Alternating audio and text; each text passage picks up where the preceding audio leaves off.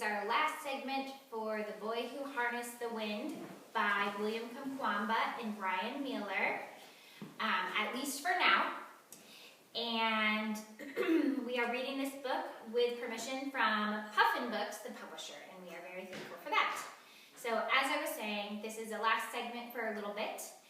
What I have recorded is what I had mapped out through May 4th, when we are supposed to return to school. So you will be all caught up. So the last time we read, William used the electric wind to wire more rooms in his house for lighting, and he even was able to configure a little light switch. And for the buttons, he used round pieces cut out of flip-flops, which is super, super resourceful. Today we're going to be sharing pages 215 to 225.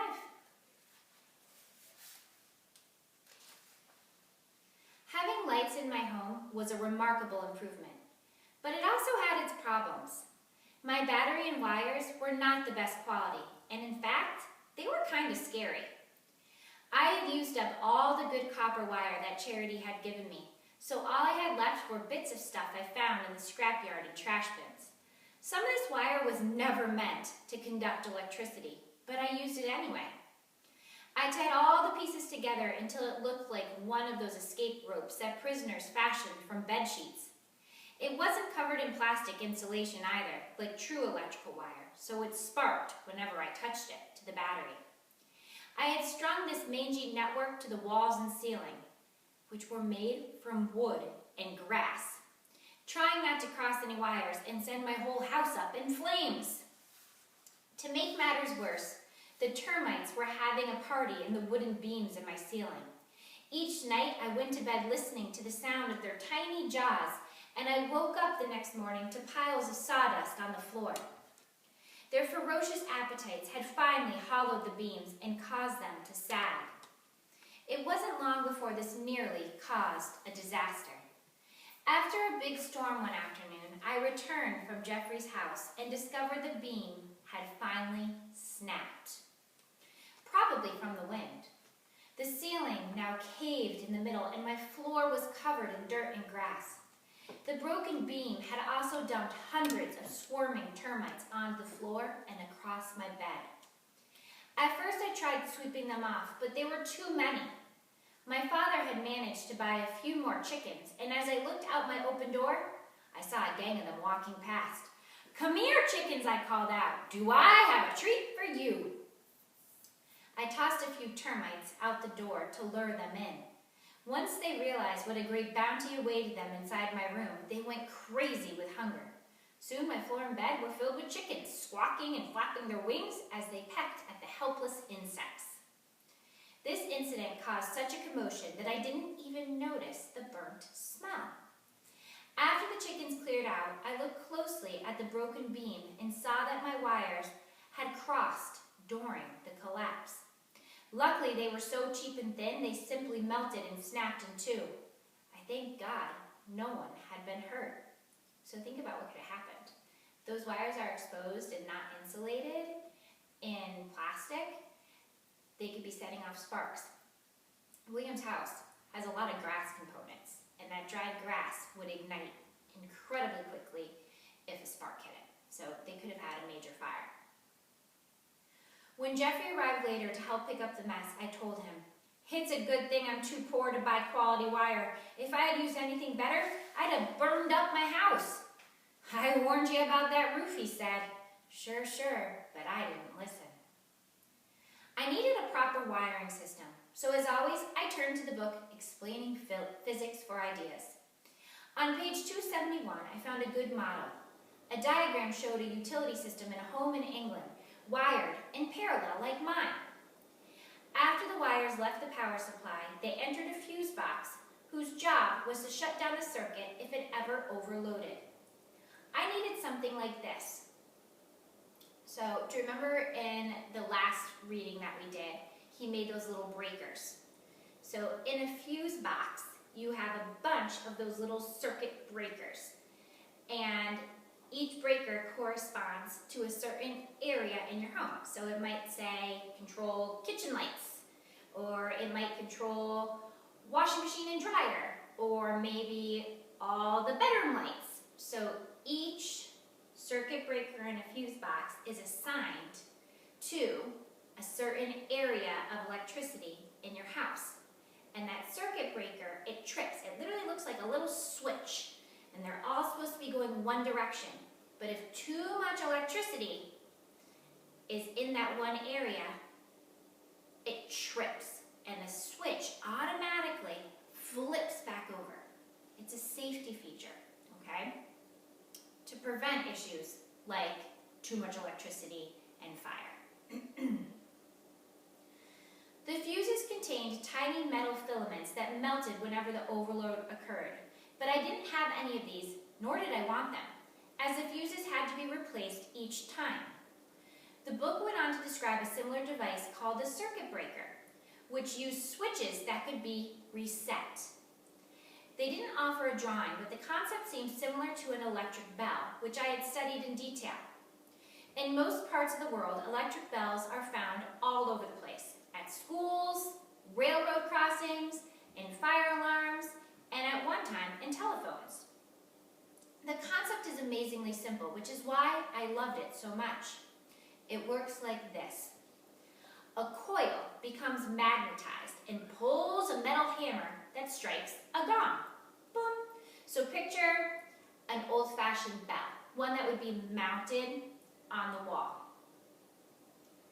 And it has that little drum to the side, and when the bell rings, it gets pulled, boom, against the bell, and it dings. That's it. However, during the striking motion, the hammer also trips a switch that breaks the circuit. It does this about 12 times per second, giving the bell its ring. I started making a breaker box from PVC pipe. Next, I wrapped the heads of 2 nails with copper wire to create 2 electromagnetic coils. I mounted these inside the box with the coils facing each other about 5 inches apart. Coming up between them, I wired a small bar magnet, which I had busted off a radio speaker, to a piece of bicycle spoke to where it looked like a lollipop. This magnetic lollipop could tick-tock back and forth between the 2 coiled nails. I then removed the little spring from a ballpoint pen and stretched it out. I positioned it between the lollipop magnet and nail to where it rested lightly against the wire leading to the battery. Basically, this spring completed the circuit and acted as a kind of trap. When the light was turned on like normal, the electricity flowed from the battery into this circuit and magnetized my 2 nail coils, one of which was slightly closer to the lollipop. The polarity is determined by which direction the current runs, so I wrapped the nails with wires so the closest one to the lollipop pushed, while the other nail pulled. This pushing and pulling kept the lollipop balanced in the center, never knowing what to do. In the event of a power surge, the balance would be broken. The coil closer to the lollipop would receive the surge first and push it hard against the other coil, knocking the pen spring loose and breaking the circuit, or breaking the connection, because it would no longer be balanced between the 2. As you can imagine, this was tricky to build. I spent hours trying to position the coil and the lollipop magnets just right and determine the best place for the tripwire. Once it was finally done, I nailed the breaker box to my wall just above the battery. Each night I sat on my bed and stared at it, waiting for it to work. I got my wish about 2 weeks later when a cyclone hit my house. I spent all day in the training center and returned to find bits and pieces of my thatch roof lying in the yard. When my mother came out from the kitchen, I asked, "What happened?" "A big cyclone just came from the fields. We had to run inside." I entered my room and saw that the roof had collapsed. Parts of the ceiling were all over the floor. I also noticed that the circuit breaker had flipped, and the lollipop was now stuck against one of the coils. I tried moving it back to the middle, but it refused, and just kept swinging back into the nail. After disconnecting the battery, I followed my wires along the ceiling and discovered they'd become tangled in the cyclone winds. Once I separated them and reconnected the battery, the Lollipop returned to center. Once again, I had narrowly escaped a fire. But of course, I was more excited about my circuit breaker than anything. Mr. Jeffrey, do you realize what this means? My house would have been in ashes right now. All of my clothes and blankets and books, everything would be gone. My circuit breaker saved the day. Your circuit breaker is great, he agreed, but I think the better solution is to fix your roof. So, because the wires got all mangled again and they're not necessarily safe the way the wiring is done, when the roof collapsed in again because of the cyclone, they could have touched and sparked and set the grass roof on fire. But because William had fashioned the circuit breaker with that little pen coil in between those two magnets that were being held in place, when that surge of electricity happened, it broke the force that was holding that coil in place, and it went boom to one side, which flipped the switch and the electricity was stopped. Okay, so when the wires touched, nothing would happen at that point. And so it didn't cause any fire, and therefore William's house was saved, other than the roof. But it seems like it's pretty simple for him to rebuild. Any new invention is going to have problems. And aside from patchy wiring, one of my biggest headaches was the bike chain. Whenever the wind blew really hard and spun the blades, the chain would snap or simply jump off the teeth of the crankset, forcing me to climb the tower to fix it. This required stopping the blades, which was always painful. So I want you to think about that. How many of you have ever seen a bike and the chain has come off the crank? So just picture that bike and the little chain that's connected to it. When that chain comes off the crank, it's not going to spin the wheel, or in this case, it's not going to spin the windmill. One morning, I was enjoying a deep sleep when a terrible racket forced me awake. The chain had broken again. I heard the wind whipping the tree and my tower rocking back and forth. I could tell the blades were spinning so fast they were buzzing up on the rotor. If I didn't fix them soon, they could snap off and fly through the air like daggers. Outside, I climbed the first set of rungs and, as usual, kicked off my flip-flops so that I could get a better grip. But the wind was violent and angry, rocking the tower so hard that I thought it would tip. Looking up, I saw the chain dancing loose over the crankset while the blades spun wild. When I reached the top, I wrapped my legs around the rungs for support. But in trying to keep my balance, I didn't see the bicycle frame swinging toward me. Before I could react, the wind sent the blades straight into my hand. The impact knocked me off my feet, and I barely managed to hold on. Looking down, all I saw was blood. 3 of my knuckles were now missing their skin. "You are my own creation," I shouted at my windmill. "So why are you trying to destroy me? Please let me help you." From my pocket, I pulled a strip of bicycle tire that I'd brought for such repairs. I wrapped it around my palm like a protective glove, held my breath, and grabbed hold of the spinning sprocket. The jagged teeth cut into the rubber like a saw blade. "Stop!" Once everything was still, I shoved a bent bicycle spoke into the wheel to keep the machine from spinning. Then I reattached the chain. A few days later, when it happened again, I wasn't so lucky. The teeth on the sprocket cut through the rubber tire and ripped my flesh. Then it happened again. My hands are covered in scars. So, this is just another example of how determined William is. He has gone through so much to construct this windmill.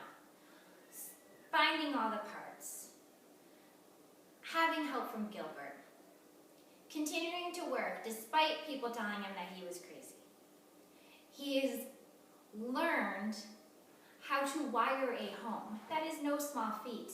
And now he's determined to do all the repairs on the windmill so that he can keep his source of electricity. There's a lot to admire here. And by the way, Moxie the cat has joined us once again. You say hi, Moxie? During this time, Jeffrey was still working with his uncle at the maize mill in Chipumba. He'd been hired to sweep the floor and fetch things for the business. But once Jeffrey arrived, our uncle would disappear into town and make him run the mill on his own. It was a hard and thankless work. About once a month he came home and complained about his new life as a working man. He forces me to ride my bike up 5 hills to get diesel, Jeffrey said, and on the way back the fuel soaks my clothes. I'm telling you, brother, I'm missing you guys terribly. But he also described how the grinding machines in the mill worked by using pulleys and rubber belts. You can solve your chain problem if you use a belt. We use them at the mill and they never fail. This was great news. A pulley was just what I needed to increase the tension between the front and back sprockets of the crankset, which was the reason the chain kept flying off. Also, a belt didn't require constant grease. In the scrapyard, I easily found 2 pulleys from an old watering pump engine. I used a piece of heavy steel to snap their cotter pins and slide them off their machines. But the center hole of the larger pulley was too big for my shaft, so I had to weld it alongside the sprocket itself. These days, Mr. Godston, that's the welder, no longer made fun of me. Whenever he saw me walking up holding these random pieces, he just smiled and fired his torch. Tell me where! Mr. Godston even let me use his grinder to flatten all those sharp teeth on the sprocket until the edges were smooth. This is for all my scars, I said, as they disappeared under a shower of sparks. The pulleys worked great, but I didn't have the proper belt. Jeffrey had promised to try and bring me one, but in the meantime, I cut the handle off an old nylon bag and rigged it around the pulleys. It worked for about 10 seconds before slipping off. I even cut open a few batteries and removed the ammonium chloride jelly, which I'd first read about in my books, hoping it would act as a glue, but it wore away after a few hours. An old man in the trading center then gave me an actual belt from a milling machine, which he'd used to fasten vegetables to his bike. The belt was broken, so I tried mending it with my crochet needle and carbon fiber from a truck tire. It didn't last long. But with nothing else, I used this system for 2 months. Finally, Jeffrey returned with a good belt that worked beautifully. At last, no more injuries on the job. Even better, no more getting out of bed in the mornings to climb the tower. Instead, when the rooster stirred me from my dreams in the early morning, which he always did, the steady hum of the machine sang me back to sleep. But sometimes, that rooster was persistent, and not even my windmill could guarantee my rest. Chicken, I screamed! If you don't shush up, it'll be your skinny neck spinning from those blades. Cock-a-doodle-doo! It was no use. Conquering darkness on the farm was hard enough, but a noisy chicken, that was impossible. And we're going to stop there. And before I go, I just want to show you a really cool picture. All right, here I come. Excuse me, Moxie. Okay, let's see. Get this to focus. So there, my friends. Oh, I'm sorry for the glare. Let me move that out. Is the windmill outside of William's home. And this is also a really good visual. You can see the grass roof. And those are a bunch of people, journalists, who have come to check it out. So if there are journalists there, we can make the assumption that word has spread about his creation. So there you have it. William's Windmill. All right. Until we meet again, stay well.